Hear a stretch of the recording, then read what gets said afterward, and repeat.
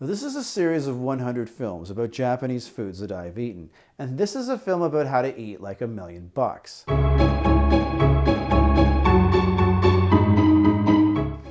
In the last film, I talked about foods I associated with nerds, social outcasts. But in this film, I'd like to talk about foods that are prized and expensive.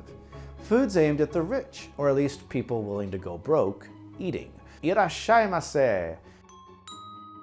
In Japan, the old saying goes, in Tokyo, you go broke shopping, but in Osaka, you go broke eating. It is true that living in Tokyo is a crash course in luxury women's handbags, and Osaka has plenty of opportunities to blow your money on restaurants. Irashaimase! But rest assured, I can vouch from personal experience that you can empty your bank account eating overpriced groceries in Japan's capital city. That's what I want to talk about today. Appacha. Sounds Russian, but it's actually Japanese. It's a shortened Japanese word that means the basement of the department store. Now, multi-floor department stores have almost gone extinct in English-speaking countries, but not so in Japan. A city of barely 100,000 people could have 3 or 4 of them. They're huge, sprawling stores, sometimes with multiple floors. On the main floor of many, one side is a proper supermarket, segregated by an aisle of checkout machines. However, more than half of this floor space is dedicated to what the French called a traiteur. Irashaimase!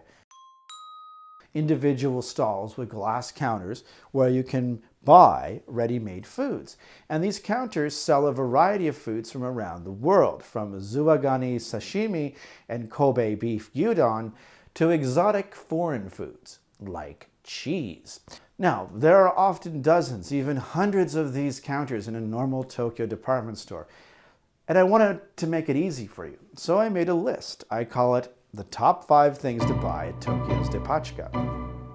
Number 5, discount sushi at the Ebis Mitsukoshi.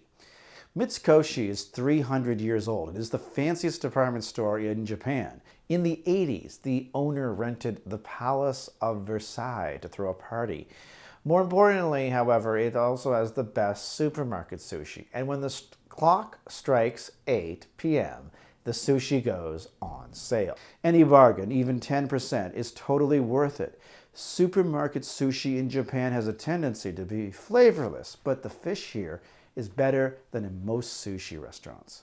Number 4, the cheese stall in the Shibuya Parko. This counter was manned by an actual Frenchman, and pretty much everything here is imported from France.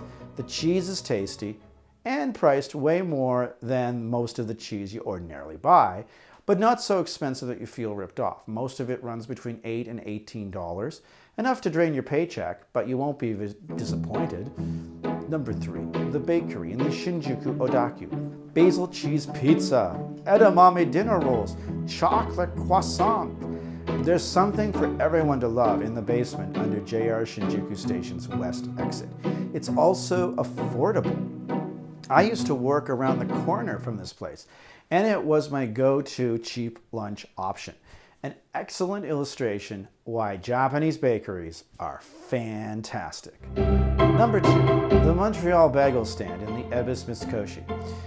In all honesty, I have no idea if this stand is still around, but I thought it was great. Not that they compared to something straight out of the oven from Saint Viateur, but they made a pretty good effort. And finally, that's right, you guessed it, number 1, the Goosepate from the Seijo Ishi in the basement of Ikebukuro Station. Down in the maze of underground pedestrian tunnels west of the Ikebukuro Seibu Line station is a Seijo Ishi grocery store. It doesn't quite fit the description of Appacha, but it will always have a place in my heart. This was the place I first bought Goosepate. It was amazing. It's also the only place in Tokyo I've ever seen Goosepate. That's what's amazing about Japan's Appacha. They may well drain your wallet, but you'll be so satisfied with your food, you'll be ready to go back on your next payday. The word of the day. The word of the day is irashaimase. It's the word used to greet customers in Japanese. Basically, it means hello in Keigo, the honorific language. which means you'll never say it, but you'll hear it everywhere you go. So if you want to remember this word, feel free to watch this video 10 more times and follow along with me. Or at least that's what I do. Next time. So that's it until next time, we look at how to eat like an old drunk Japanese man.